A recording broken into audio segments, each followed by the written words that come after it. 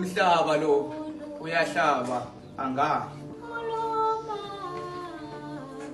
Umhlaba lona uyahlaba angani. Inkinga uhlaba kuzwele kakhulu kulaba amathemba abo ancike kumdala. Ngisho ngoba esontweni lapho engikhonza khona isonto nesonto kunezimemezelo zomngcwabo inzila isiyaba ubhande emtshelekwana komama bomkhuleko. Kahleni makholwa anikhulumeni iqiniso nina onjani lomkhulekeni ukhulekayo. Ngoba uhluke kakhulu umthandazo eniususe enhlizweni kunalo eniuphimisayo emlomeni. Uyabona izindonga zesibhedlela zingangifakazela kangcono ngokujula kwemthandazo weqiniso okudlule zesonto izindonga. Atabami niuhloniphe kakhulu lomhlaba eniukhwifayo nikhumbule usayoba uphahla lezindle niyophumula kuzo umhlaba kuphela mawufikayo. Ngiyanibona ke niyabahlonipha abadala. Kodwa bengingakuhle meningahlonipha kakhulu lo owabadala.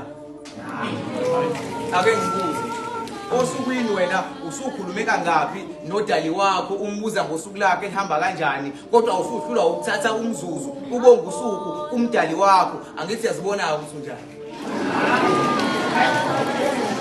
Inga yakho wena uthandaza kakhulu uma kusakhona okudingayo uzukhohlwe lokho nako ukuthi ukhona okudingayo. Qala ukuhlakanipha ukumesaba uJehova uThixo. Kodwa laba uqala wabuhlakanipha ukufunda ukuzivulela ibhodlela ngezinyo uThixo.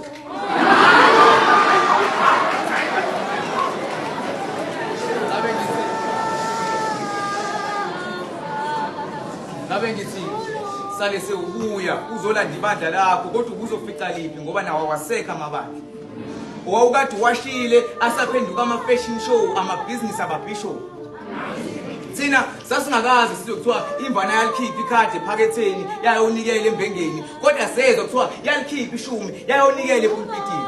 Manje onjani-ke lo mnikelo esesibekeliwe ekumele siwunikelile masihlulekile ngesonto elizayo esontweni esisemukelekile. Abantu abanakupenda bukho la. Abanakupenda bukho la. Kodwa bona esikhundleni sokuba bayasilapha basiphambanisela izinto ngokumnyama. Abanye babo ukube kuya ngabo ngabe basinquma izandla zizelwe ngoba banenkinga nangiloko esazalwa sikukhumbethe.